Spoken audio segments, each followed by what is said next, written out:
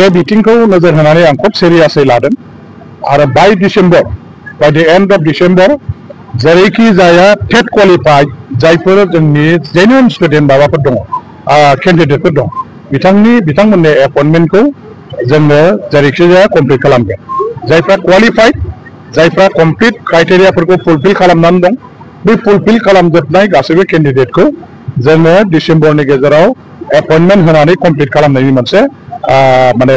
assessment खालामदों मोनसे माने मा होनो परिकल्पनाजों जों दा खामानि मावनो जों स्टार्ट खालामदों बेनि थाखाय थाबैनो मोनसे स्क्रुटिनि कमिटि बानायनानै सोरनि माबायदि कन्डिशन क्राइटेरिया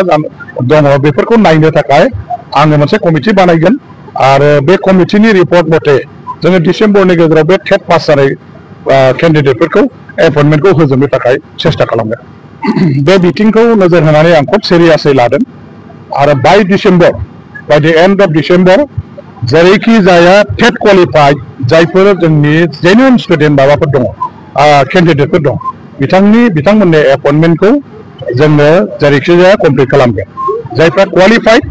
जायफ्रा कमप्लिट क्राइटेरियाफोरखौ फुलफिल खालामनानै दं बे फुलफिल खालामजोबनाय गासैबो केन्डिडेटखौ जोङो डिसेम्बरनि गेजेराव एपइन्टमेन्ट होनानै कमप्लिट खालामनायनि मोनसे एसेसमेन्ट खालामदों मोनसे माने मा होनो परिकल्पनाजों जों दा खामानि मावनो जों स्टार्ट खालामदों बेनि थाखाय थाबैनो मोनसे स्क्रुटिनि कमिटि बानायनानै सोरनि माबायदि कन्डिशन क्राइटेरिया दङ बेफोरखौ नायनो थाखाय आङो मोनसे कमिटि बानायगोन आरो बे कमिटिनि रिपर्ट मथे जोङो डिसेम्बरनि गेजेराव बे टेट पास जानाय केन्डिडेटफोरखौ एपइन्टमेन्टखौ होजोबनो थाखाय सेस्था खालामगोन